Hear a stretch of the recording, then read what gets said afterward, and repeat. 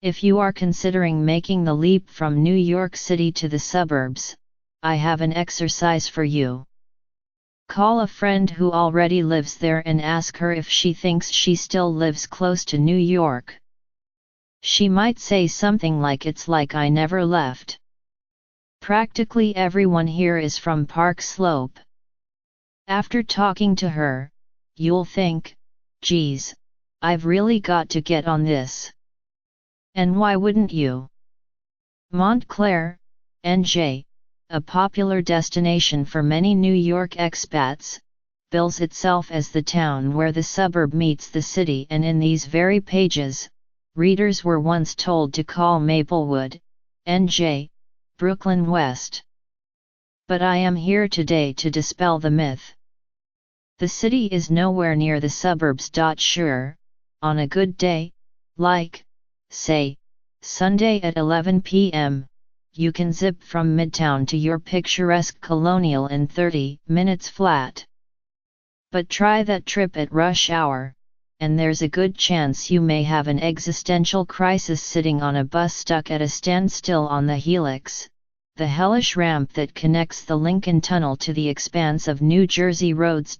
Granted, the subway is no picnic for city dwellers, with mornings invariably spent wedged against half of Brooklyn while the train idles in a tunnel.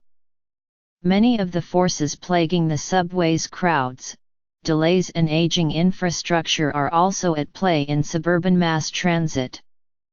But the biggest difference, and the one suburbanites and their brokers often conveniently forget to mention, is the lag time between rides on trains like New Jersey Transit, particularly during off hours. Miss a subway, and another one will probably come along soon enough. Miss a train to suburbia, and there you are, hopelessly staring at your clever commute app while you nurture an intimate relationship with the bowels of Penn Station. When your train arrives an hour later, the buzz from that ill-timed extra glass of Chardonnay has worn off, and you are left wondering why you even bothered to leave the house. This is no indictment of suburbia. I fully enjoy the trappings of my suburban life: the schools, the space, the fawns in our backyard. My husband and I bought our house in West Orange, NJ, after first renting 10 minutes away in Montclair. We entered the deal aware that we were forever signing away our previous life in Brooklyn. I accepted the bargain because I like the slower pace and the small town vibe. But I have also made peace with the fact that the city is no longer at my doorstep, and that my quaint downtown strip is no New York. I, of course, am not alone.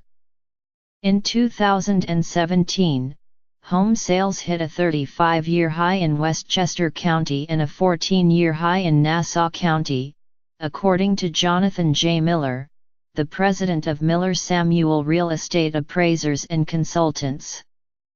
City costs have risen more than the cost of a home in the suburbs, Mr. Miller said.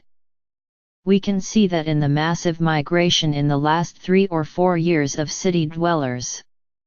Over the past 25 years, the number of people commuting across the Hudson River has grown by 28%, to 320,000 people a day, with bus trips up 83% and nearly tripling the number of rail trips in and out of Penn Station, according to a 2017 Regional Plan Association report. Companies like Picket Fencer and Neighborhood Scout offer services that play destination matchmaker for these newcomers.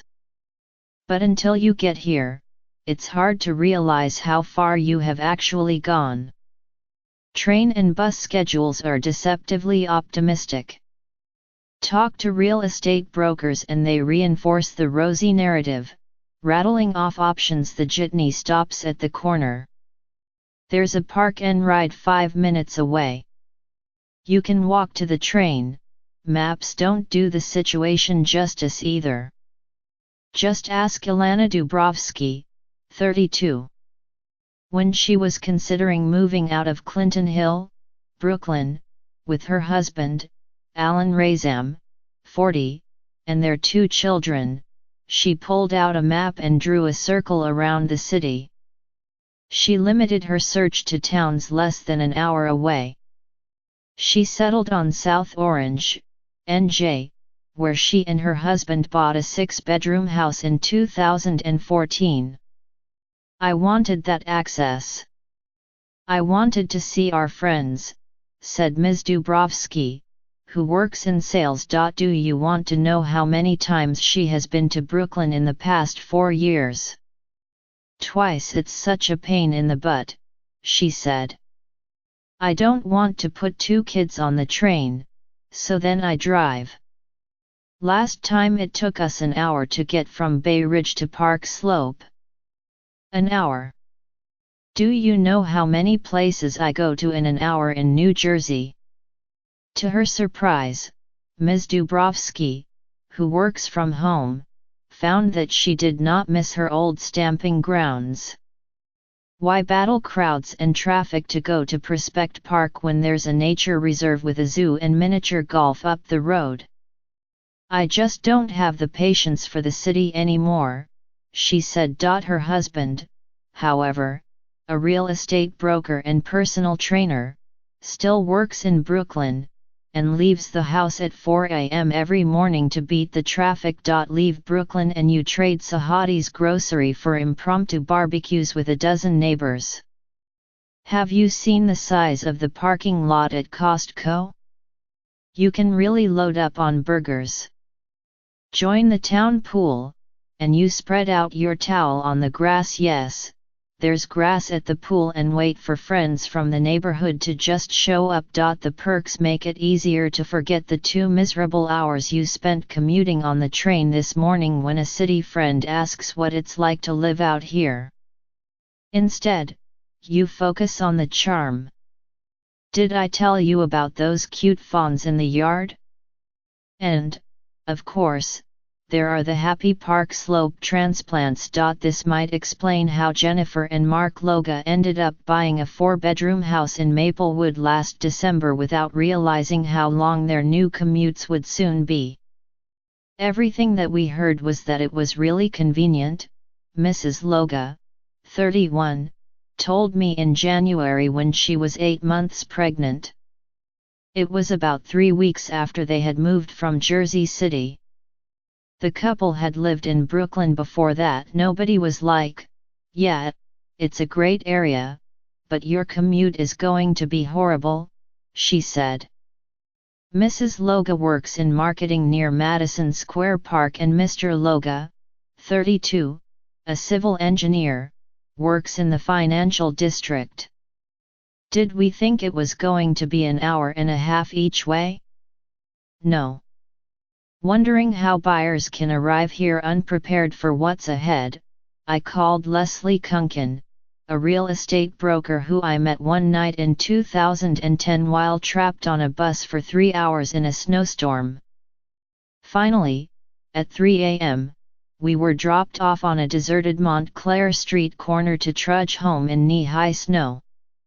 Yet, somehow, the odyssey didn't completely sour me on the suburbs, and Ms. Kunkin sold me my house 3 years later. In December, Ms. Kunkin and a group of other brokers started an agency, West of Hudson Realty Group, because Montclair is, you know, west of the Hudson River.